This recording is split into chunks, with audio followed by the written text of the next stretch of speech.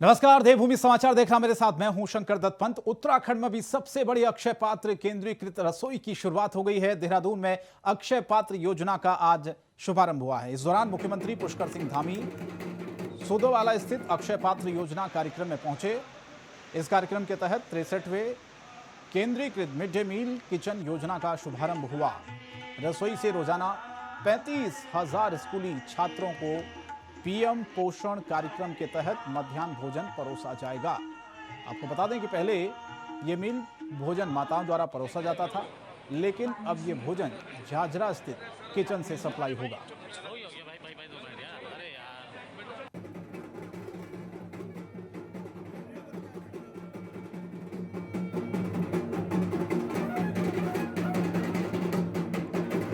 तो राज्य की सबसे बड़ी केंद्रीकृत रसोई का शुभारंभ कर दिया गया है।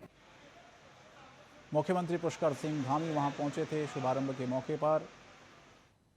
63वीं रसोई है उत्तराखंड में पहली और देश में, जहां पर मिड डे मील अब इसी रसोई से पहुंचाया जाए। संसदीय कार्य मंत्री ने सभी विधायकों से राष्ट्रपति मतदान तक देहरादून में ही रहने का आग्रह किया है। आपको बता दें कि राष्ट्रपति चुनाव को लेकर 16 जुलाई मुख्य सेवक सदन में विधायकों के साथ बैठक होनी है, जबकि 17 जुलाई को राष्ट्रपति चुनाव को लेकर मॉक ड्रिल में भी सभी विधायक मौजूद रहेंगे। तो राष्ट्रपति चुनाव तक देहरादून में रहेंगे विधायक। संसदीय कार्य मंत्री ने विधायकों से अनुरोध किया है कि 16 जुलाई को विधायकों के साथ बैठक भी होगी।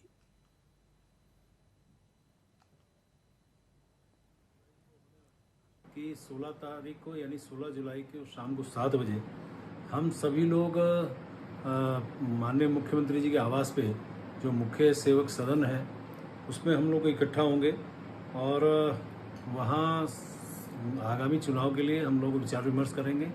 माननीय मुख्यमंत्री जी का, माननीय प्रदेश अध्यक्ष जी का उसमें निश्चित रूप से दिशा निर्देश हम सबको मिलने वाला है, मार्गदर्शन मिलने वाला है। 18 जुलाई को हमारे संवाददाता हमारे साथ फोनलाइन पर जुड़े हैं। सौरभ, राष्ट्रपति मतदान को लेकर ये 16 जुलाई को बताया जा रहा है कि विधायकों की एक बैठक बुलाई गई है। क्या सभी को इसमें उपस्थित रहना है? देखिए, बिल्कुल बीजेपी के सभी विधायक जो है इस बैठक में मौजूद होंगे। मुख्यमंत्री के आवास पर ये बैठक 16 तारीख को शाम को 7 बजे आहूत की गई है, जिसमें सभी विधायकों से अपील की गई है कि राष्ट्रपति चुनाव को लेकर जिस तरीके से खुद जो है संसदीय कार्य मंत्री प्रेमचंद अग्रवाल दिल्ली में जो एक ट्रेनिंग के दौरान जो है वापस लौट रहे हैं, उन्होंने ये जरूर कहा कि 16 और 17 तारीख को सभी विधायक जो है इसमें मौजूद रहे, जिससे राष्ट्रपति जो मतदान होना है चुनाव को लेकर उसमें कोई भी वोट खराब ना हो और जो एनडीए की प्रत्याशी हैं द्रौपदी मुर्मू, उनको जो है बहुमत जो है उत्तराखंड से पूरी तरीके से मिल सके। लिहाजा इन तमाम चीजों को देखते हुए बैठक रखी गई, क्योंकि 18 तारीख को 10 बजे से 5 बजे तक उत्तराखंड में वोटिंग होनी है। देहरादून विधानसभा स्थित जो है विधानसभा भवन में वोटिंग होगी, जिसको लेकर बीजेपी ने तैयारी कर ली। इसके साथ ही जो 2 विधायक निर्दलीय जो लगातार समर्थन की बात सामने आ रही थी, संजय डोभाल और उमेश शर्मा, वो दोनों भी इस बैठक में मौजूद होंगे। जी चलिए, आगे बने रहेगा सौरभ, हम आपसे अपडेट लेते रहेंगे। लेकिन फिलहाल निर्दलीय विधायक भी समर्थन करेंगे द्रौपदी मुर्मू को। तो 16 तारीख को आपको बता दें, 16 जुलाई को विधायकों की बैठक होनी है शाम को। और राज्य में कोरोना के मामलों में लगातार इजाफा हो रहा है, जिसको लेकर स्वास्थ्य विभाग की चिंता बढ़ गई है। बीते दिन राज्य में 99 मामले कोरोना पॉजिटिव आए हैं। इसके बाद राज्य में कोरोना संक्रमितों की संख्या बढ़कर 456 हो गई है। स्वास्थ्य विभाग के अधिकारी ने एक बार फिर लोगों से अपील की है कि कोरोना को गंभीरता से लें, नहीं तो हालात बिगड़ सकते हैं। तो फिर से कोरोना ने रफ्तार पकड़ी है। देहरादून में कोरोना के मामलों में बढ़ोतरी देखी गई है। सौरभ हमारे संवाददाता लगातार हमारे साथ बने हुए हैं। सौरभ, एक बार फिर ये चिंता बढ़ा रहा है कि अचानक से मामलों का सामने आना और देहरादून में केसेस की संख्या ज्यादा बढ़ती जा रही है। बिल्कुल, देखिए, अगर पिछले 3 दिनों के आंकड़ों की बात बताऊं तो पहले दिन जो है 102, उसके बाद जो है 96 और अब जो है 99 मामले कोरोना पॉजिटिव सामने आए हैं, जिसको लेकर कुछ स्वास्थ्य विभाग की चिंता बढ़ गई है। स्वास्थ्य विभाग के अधिकारियों ने एक बार फिर तमाम सीएमओ को जो है निर्देश जारी किए हैं कि वह अपने अपने जिलों में मास्क और सैनिटाइजर के प्रयोग को लेकर गंभीरता बरतें और लोगों से अपील भी करें, जिससे कोरोना के जो बढ़ते मामले हैं उनकी रफ्तार थम सके। पहले भी आपको बता दूं कि कुंभ के दौरान कुछ इस तरीके के हालात ही सामने आए थे और अब वर्तमान में जब जो है कांवड़ यात्रा शुरू होने जा रही है, ऐसे में कोरोना के मामलों में इजाफा होना विभाग की चिंता तो बढ़ा ही रहा है। वहीं जो है श्रद्धालुओं के साथ भी जो है एक बड़ी समस्या सामने आ सकती है, जिसको लेकर बकायदा स्वास्थ्य विभाग ने एडवाइजरी भी जारी की है, जिसका ध्यान खुद जो है सीएमओज को करना है। जी बिल्कुल। जो शैलजा भट्ट हैं डीजी हेल्थ, उन्होंने कुछ कहा इस पर। सौरभ, पहले वो सुन लेते हैं। कोरोना के केसेस में थोड़ी सी वृद्धि दिखाई दी है और इसके संदर्भ में सभी लोगों को अलर्ट करा गया है। कोविड एप्रोप्रिएट बिहेवियर पर हम ज़्यादा फोकस करना चाह रहे हैं, क्योंकि मास्क न पहनना इससे कोविड के फैलने की संभावनाएं बढ़ जा रही हैं। तो हमारा मैंडेट ये है कि सभी लोग मास्क धारण करें जैसे पूर्व में करते थे, और हाथों को बार बार सैनिटाइजर का भी इस्तेमाल करें और भीड़ भाड़ में जाने से बचें। सौरभ लगातार हमारे साथ जुड़े हुए हैं। सौरभ, ये अधिकारियों की तरफ से बार बार वही गाइडलाइंस जो शुरुआत में कोरोना की बताई जा रही थी, 2 गज की दूरी, मास्क है जरूरी और सैनिटाइजर का इस्तेमाल आप जरूर करें, बार बार हाथों को धोएं। लापरवाहियां आपको लगता है क्या एक बार फिर से शुरू हो गई है, जिस वजह से मामले बढ़ रहे हैं? और मामलों के बढ़ने की पीछे की सबसे बड़ी वजह क्या मानी जा रही है? देखिए, सबसे बड़ी वजह की अगर बात की जाए तो जागरूकता की कमी बताई जा रही है। जिस तरीके से लगातार लोग डबल डोज लगाने के बाद खुद को सुरक्षित महसूस कर रहे हैं, लेकिन हालात जो है फिर बिगड़ते हुए दिखाई दे रहे हैं। 456 मामले ऐसे हैं जो अलग अलग अस्पतालों या होम आइसोलेशन में अपना उपचार करा रहे हैं, जो स्वास्थ्य विभाग की चिंता बढ़ा रहा है और लोगों को खुद इसके प्रति जागरूक होने की जरूरत है। अगर समय रहते जागरूक नहीं हुए तो हालात जो है बद से बदतर होते हुए समय नहीं लगेगा। लिहाजा स्वास्थ्य विभाग ने एक बार फिर पुरानी एडवाइजरी के तहत ही अपने जो अधिकारी हैं उनको ये निर्देश जारी किए हैं कि अपने अपने जनपदों में स्थिति पर नियंत्रण रखने के लिए इस जागरूकता को भी फैलाएं और बाकायदा लोगों से अपील भी करें कि वो मास्क का प्रयोग ज्यादा से ज्यादा करें, जिससे इस तरीके के हालात उत्पन्न ना हो। जी लेकिन सौरभ, जिस तरह से अभी चारधाम यात्रा भी चल रही है और उसको देखते हुए हमने देखा कि रिकॉर्ड तोड़ श्रद्धालु इस बार आए हैं, क्या वो वजह भी बताई जा रही है क्या संक्रमण बढ़ने की? क्योंकि पूरे देश और दुनिया से अलग अलग जगहों से चारधाम यात्रा में श्रद्धालु आए इस बार। देखिए, बिल्कुल चारधाम यात्रा का भी जो है असर कहा जा सकता है। इसके बाद जो है कांवड़ यात्रा शुरू होने जा रही है, ये और जो है भयावह स्थिति हो सकती है अगर लोग जागरूक नहीं हुए या विभागों की तरफ से कोई बेहतरीन तरीके से एडवाइजरी जारी नहीं की। अगर बेहतर तरीके की एडवाइजरी जारी होती है तो जाहिर सी बात है उसका अनुपालन पुलिस भी सख्ताई के साथ करा सकेगी, जिससे जो है संक्रमण नहीं फैलेगा। अगर हालात ऐसे ही रहे तो संक्रमण फैलने का खतरा ज्यादा हो सकता है, क्योंकि पिछली बार हमने खुद देखा कि जब कुंभ के दौरान तमाम लोगों में वहां से जो है कोरोना के मामले बढ़ते गए, उसका पूरा असर देश भर तक पहुंचा। अब जो है ये बताया जा रहा है कि लगभग 4 करोड़ से ज्यादा श्रद्धालु कांवड़ यात्रा के दौरान आएंगे, तो कहीं ना कहीं ये बड़ी स्थिति जो है गंभीर हो सकती है, जिसको लेकर बाकायदा स्वास्थ्य विभाग ने एडवाइजरी जारी कर दी है। अब शासन की ओर से कोई एडवाइजरी जारी होने का इंतजार हो रहा है। जी चलिए, आप बने रहेगा सौरभ, और आगे हम देखते हैं कि किस तरह से जागरूक लोग होते हैं और जागरूक होना बहुत जरूरी है। और इस बीच एक बड़ी खबर देहरादून से आ रही, जहां पर प्रदेश में आज से शुरू हुई है फ्री कोरोना बूस्टर डोज। जी हां, फ्री कोरोना बूस्टर डोज जिसकी शुरुआत हो गई है। 18 से 59 साल के लोगों को ये डोज लग रही है। 1000 केंद्रों पर टीकाकरण की सुविधा है। सरकारी अस्पतालों में फ्री में ये डोज दी जा रही है। अगले 75 दिन तक मुफ्त में ये वैक्सीन दी जाएगी। तो 18 से 59 साल के लोगों को ये डोज दी जा रही है, जहां पर टीकाकरण की सुविधा उपलब्ध की गई है। 75 दिन तक मुफ्त में ये वैक्सीन लगेगी। सरकारी अस्पतालों में फ्री में ये डोज दी जा रही है। और साथ ही साथ आपको बता दें कि किस तरह से कोरोना को पूरी तरह से हराना है, क्योंकि मामले लगातार बढ़ रहे हैं, उसने चिंता को बढ़ा दिया है। लेकिन दूसरी तरफ ये 18 से 59 साल के लोगों को ये डोज, बूस्टर डोज जिसकी शुरुआत हुई है। सौरभ लगातार हमारे साथ बने। सौरभ, ये बूस्टर डोज की शुरुआत आज से हो चुकी है, कितने ऐसे केंद्र बनाए गए हैं और कब तक कहां पर यह टीकाकरण हो रहा है? देखिए, प्रदेश भर में जो है जो सरकारी अस्पताल हैं, जहां पर पहले से ही जो है कोरोना की दवा लग रही थी, जहां टीके लग रहे थे, उन्हीं जगहों पर जो है बूस्टर डोज भी लगाए जा रहे हैं। इसके लिए बाकायदा लोगों से अपील भी की गई थी, क्योंकि पूर्व में लोगों से इसका पैसा लिया गया था, लेकिन अब जो है इसे मुफ्त कर दिया गया। मुख्यमंत्री ने बाकायदा इसकी घोषणा की है, इसका आदेश भी जारी हो गया। आज से जो है तमाम उन जगहों पर जहाँ पर जो है पूर्व में हमने जो है कोरोना की पहली डोज लगाई या दूसरी डोज लगाई, वहीं पर जो बूस्टर डोज भी लग रही है। इसके साथ ही जो पहले से ही जो कैंप बनाए गए थे, उन जगहों पर जो है बूस्टर डोज लगाई जा रही है। आज जो है अभी गणना तो नहीं हुई, लेकिन कुछ देर बाद जैसी गणना सामने आएगी तो पता लगेगा कि पहले दिन कितने लोगों को मुफ्त बूस्टर डोज लगी है, क्योंकि 18 से 59 साल के लोगों को यह डोज लगनी है, जिसमें ये कहा जा रहा था कि बूस्टर के तौर पर यह डोज काम करेगी। जी तो प्रक्रिया वही रहेगी सौरभ, रजिस्ट्रेशन होगा, उसके बाद बूस्टर डोज लगेगी, जो कि कोविड वैक्सीन में हमने देखा था शुरुआत में। बिल्कुल, देखिए प्रक्रिया वही रहेगी जिस तरीके से पहले जो है लोगों ने रजिस्ट्रेशन करवाए थे। रजिस्ट्रेशन करवाने के बाद आधार से लिंक होने के बाद ही जो है लोगों को बूस्टर डोज का जो है लाभ मिल सकेगा, तभी जो उनको बूस्टर डोज लगेगी। क्योंकि पहले ये कहा जा रहा था कि पर्याप्त मात्रा में बूस्टर डोज उत्तराखंड में नहीं मौजूद है, लेकिन अब जो है पर्याप्त मात्रा में बूस्टर डोज मंगा ली गई है, जिसमें जो है तमाम लोगों को ये लगना भी शुरू हो गई है। और रजिस्ट्रेशन जो है बाकायदा जिस तरीके से पहले वेबसाइट पे किया जा रहा था उसी तरीके से अभी भी किया जाएगा। जी चलिए, बहुत बहुत शुक्रिया सौरभ इस तमाम जानकारी के लिए। तो लगातार हम देख रहे हैं कि अब बूस्टर डोज की शुरुआत कर दी गई है। 75 दिन तक मुफ्त में वैक्सीन लगेगी और प्रक्रिया रजिस्ट्रेशन की वही होगी। तो प्रदेश में आज से फ्री कोरोना बूस्टर डोज जिसकी शुरुआत हुई है, 18 से 59 साल के लोगों को ये डोज, जिसके अलग अलग जगहों पर सरकारी अस्पतालों में भी ये बूस्टर डोज लगाई जाएगी। कई ऐसे केंद्र बनाए गए हैं जहां पर ये सुविधा आपको मिल पाएगी। लेकिन एक तरफ बूस्टर डोज तो दूसरी तरफ कोरोना के मामलों में लगातार बढ़ोतरी देखी जा रही है।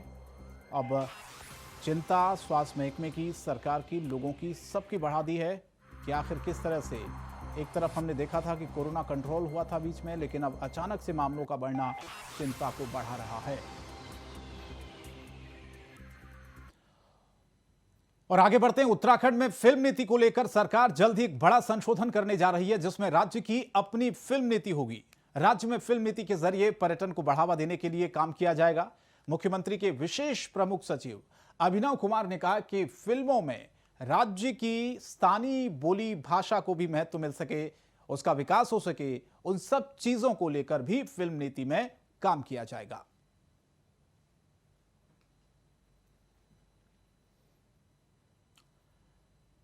तो फिल्म नीति में सरकार संशोधन करने जा रही है। फिल्म नीति के जरिए पर्यटन को बढ़ावा देने की कोशिश है। फिल्मों में स्थानीय भाषा के महत्व को भी बढ़ावा दिया जाएगा। इससे जाहिर है पर्यटन भी बढ़ेगा, क्योंकि सरकार की कोशिश हमेशा ये रहती है कि पर्यटन बढ़े उत्तराखंड में। फिल्म जगत से जुड़े हुए तमाम लोग वहाँ पर आएँ, अच्छी डेस्टिनेशन पर फिल्मों की शूटिंग हो। जो शूटिंग की जो पॉलिसी है उसमें हम अलग सब्सिडी का प्रावधान रख रहे हैं, पर उसमें भी हमारा ध्येय ये है कि देखिए जो हिंदी फिल्म इंडस्ट्री है या साउथ की फिल्म इंडस्ट्री है वो तो काफ़ी विकसित है, लेकिन जैसे हमारी जो लोकल भाषाएं हैं, गढ़वाली है, कुमाऊनी है, इसमें अभी जो फिल्म इंडस्ट्री है वो उतना डेवलप नहीं हो पाई है। तो हम चाहेंगे जो हमारी फिल्म नीति बने उसमें हमारी स्थानीय भाषाओं को प्रोत्साहन देने के लिए, मैं फिल्मों को प्रोत्साहन देने के लिए प्रॉपर उसमें प्रोविजन रहे। और जनसंख्या वृद्धि को लेकर राज्य के पूर्व कैबिनेट मंत्री अरविंद पांडे ने कहा है कि जनसंख्या नियंत्रण हम सबकी जिम्मेदारी है। हमें श्रीलंका से सबक लेना चाहिए। जैसा वहां उथल पुथल हुआ, ऐसा यहां ना हो, यह हम सब लोगों की जिम्मेदारी बनती है। क्योंकि श्रीलंका में जो हालात बने हुए हैं उसने भारत की चिंता को, कई लोगों का ये कहना है कि भारत में वैसे हालात ना हो, इसीलिए हमको अभी से ही पूरी तरह से तैयार रहना होगा। जनसंख्या वृद्धि पर अरविंद पांडे ने अब ये बयान दिया है। उन्होंने कहा कि जनसंख्या नियंत्रण हम सबकी जिम्मेदारी है।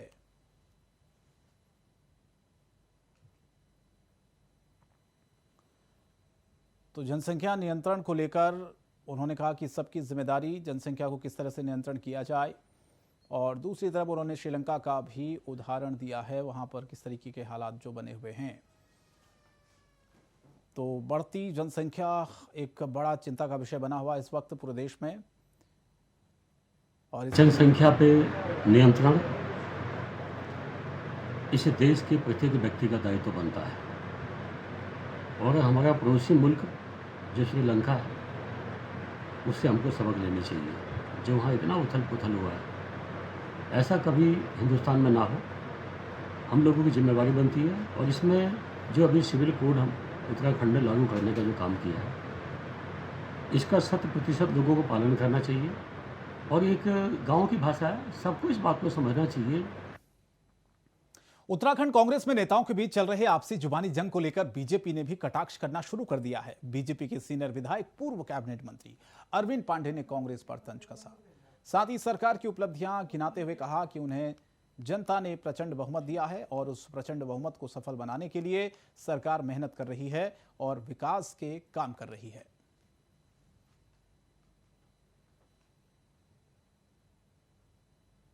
क्योंकि गिनती के देखो लोग बचे हैं और उनमें भी आपस में टकराव है, तो हम तो उनसे कहेंगे भाई देखो इसे प्रदेश को हर तरह से डबल इंजन का लाभ पहुंचाते हुए आम जनता की उम्मीदों को पूरा करना है, तो विपक्ष का रहना बहुत आवश्यक है। इसलिए आप लोग आपस में लड़ो झगड़ो मत भाई। गिनती के आप लोग 3 लोग बचे हो, आपस में लड़ोगे, गुट बनाओगे तो विपक्ष की भूमिका कैसे निभा पाओगे आप लोग। इसीलिए आप लोग ठीक रहो, स्वस्थ रहो, हमारी शुभकामना उनको भी। और एक बड़ी खबर देहरादून से, जहां पर 18 पीसीएस अधिकारी जल्द बनेंगे आईएएस ऑफिसर। पीसीएस अफसरों की पदोन्नति को लेकर बैठक है। दिल्ली में संघ लोक सेवा आयोग में समिति की बैठक के लिए मुख्य सचिव डॉक्टर एस संधू दिल्ली पहुंचे हैं। 12 साल तक उलझे विवाद पर अंतिम फैसला, जिस पर आईएएस के खाली पदों को भरने का निर्णय हुआ है। तो खाली पद है, उनको भरने का निर्णय हुआ है। मुख्य सचिव दिल्ली पहुंचे हैं, बैठक है दिल्ली में। और अब इस पर बता दें आपको, जो 12 साल से उलझा विवाद है उस पर अब फैसले की घड़ी है, क्योंकि जो खाली पद हैं आईएएस अधिकारियों के, उनको भरने का निर्णय हुआ है।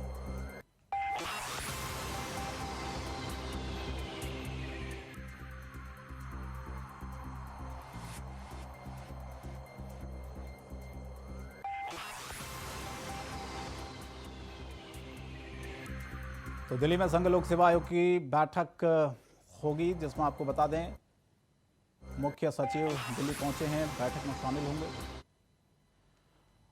और खबर हल्द्वानी से, जहां पर हल्द्वानी पुलिस ने नशे के खिलाफ बड़ी कार्रवाई करते हुए 2 स्मैक तस्करों को गिरफ्तार किया है। पुलिस ने इन स्मैक तस्करों से 228 ग्राम स्मैक बरामद की है, जिसकी अंतर्राष्ट्रीय बाजार में कीमत 28 लाख से ज्यादा बताई जा रही है। एसएसपी पंकज भट्ट ने मामले का खुलासा करते हुए बताया कि लालकुआं पुलिस और एसओजी द्वारा हल्दू चौड़ चौकी के पास चेकिंग अभियान चलाकर पल्सर सवार 2 युवकों की तलाशी ले जाने पर बड़ी मात्रा में स्मैक की खेप बरामद हुई है। एसएसपी ने नशे के खिलाफ अभियान चलाने वाली टीम को 5000 रुपये नगद पुरस्कार देने की घोषणा की है।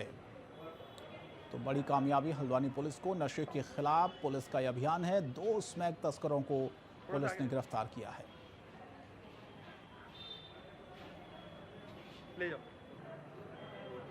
अगर देखा जाए जनपद में ये जनवरी से ही नशे के विरुद्ध एक अभियान चल रहा है। इसमें अभी तक 2.5 किलो लगभग स्मैक अभी तक बरामद की गई है अभियुक्तों से। और इसी क्रम में हल्दू चौड़ बैरियर के पास एसओजी और आपका लालकुआं पुलिस द्वारा एक कंबाइंड चेकिंग अभियान चलाया जा रहा था, जो सूचना प्राप्त थी। हल्दू चौड़ बैरियर से 50 मीटर आगे हल्द्वानी की ओर एक पल्सर गाड़ी जो बिना नंबर की थी, उसको रोका गया। उसमें 2 युवक थे, जितेंद्र और सोमपाल। इन दोनों की चेकिंग में 228 ग्राम स्मैक हमें बरामद। और कावड़ मेले को सकुशल संपन्न कराने में हरिद्वार पुलिस और प्रशासन किसी भी तरह की लापरवाही नहीं बरत रहा है। ऐसे में असामाजिक तत्व, भीड़, ट्रैफिक को नियंत्रण करने के लिए अब हरिद्वार पुलिस तीसरी आंख का सहारा लेगी, यानी कि सीसीटीवी से पूरे मेला नियंत्रण क्षेत्र की निगरानी होगी। इसके लिए कुंभ मेले में बनाए गए कमांड कंट्रोल रूम का सहारा लिया जाएगा। तो सीसीटीवी से पूरी तरह से निगरानी होगी और किस तरह से पूरे जो मेला क्षेत्र जोन है उसको कंट्रोल किया जाएगा। सीसीटीवी कैमरों के जरिए पूरी तरह से निगरानी रखी जाएगी और किसी भी तरीके की समस्या अगर होती है तो तत्काल पुलिस वहां पर एक्शन ले सके।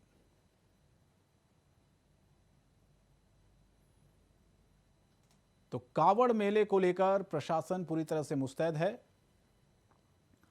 किसी भी तरीके की स्थिति से निपटने के लिए, क्योंकि हर जगह सीसीटीवी कैमरे लगाए गए हैं। हर गतिविधि पर पूरी तरह से 24 घंटे नजर रखी जा रही है। हमारा कंट्रोल रूम है। हमारे पूरे मेला क्षेत्र और पूरे जनपद में लगभग 350 कैमरे हैं, जिनका फीड हमारा यहाँ पर इस पे कंट्रोल रूम में रहता है। इन स्थानों पर क्या क्या गतिविधियाँ हो रही हैं इसकी यहाँ पर रिकॉर्डिंग की जाती है, जो हम काफ़ी लंबे समय तक इसको अपने पास रिकॉर्डिंग में रखते हैं।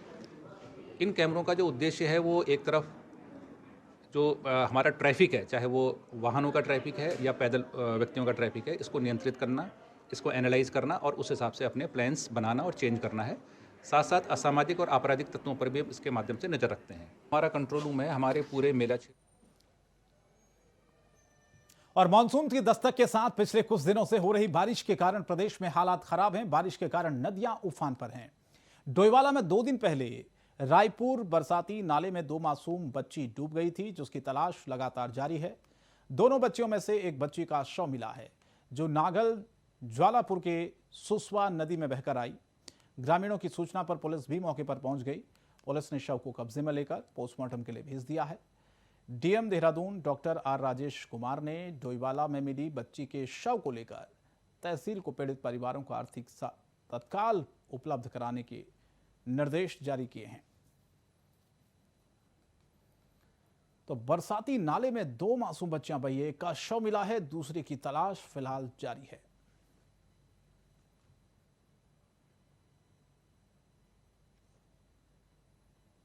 तो लगातार बारिश हो रही है। उफनती नाले जो कि 2 मासूम बच्चों के लिए काल बनकर आए।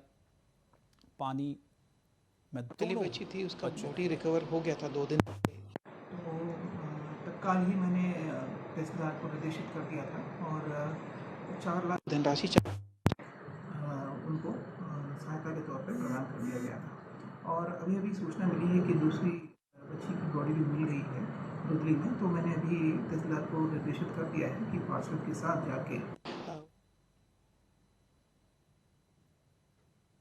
और शहर के सबसे बड़े दून अस्पताल में प्रदेश सरकार की तमाम कोशिशों के बावजूद अव्यवस्थाएं थमने का नाम नहीं ले रही हैं। राज्य के सबसे बड़े सरकारी अस्पताल दून में अव्यवस्थाओं का बोलबाला है, लेकिन उसके बावजूद भी दून मेडिकल कॉलेज के अधिकारी इसे आधुनिक व्यवस्थाओं से जोड़ने का दावा कर रहे हैं। ना बजट, ना कोई वित्तीय स्वीकृति। ऐसे में दून के प्रिंसिपल अस्पताल में हार्ट की बीमारियों से ग्रसित लोगों के लिए कैथ लैब बनाने का भी दावा कर रहे हैं। तो दून अस्पताल में किस तरह की अव्यवस्थाएं हैं, ये मरीजों को इन परेशानियों से दो चार होना पड़ता है। तमाम दावे तो होते हैं, लेकिन उन दावों की सच्चाई सामने आ जाती है जब सुविधाएं मरीजों को नहीं मिल पाती है। जी हाँ, दून मेडिकल कॉलेज के अंतर्गत पिछले कई महीनों से एक कार्डियोलॉजिस्ट डॉक्टर अमर उपाध्याय जो कार्यरत हैं और कार्डियोलॉजी की जितनी भी सुविधाएं हैं, बेसिक सुविधाएं हैं, वो यहाँ पर हैं। जैसे कि टीएमटी, इको कार्डियोग्राफी और जो भी इमरजेंसी में आते हैं उनके इलाज यहाँ पर हो जाता है। और इसके अतिरिक्त एक कैथ लैब जिसकी योजना बनी है और शीघ्र ही हम इसका एक टेंडर करने जा रहे हैं।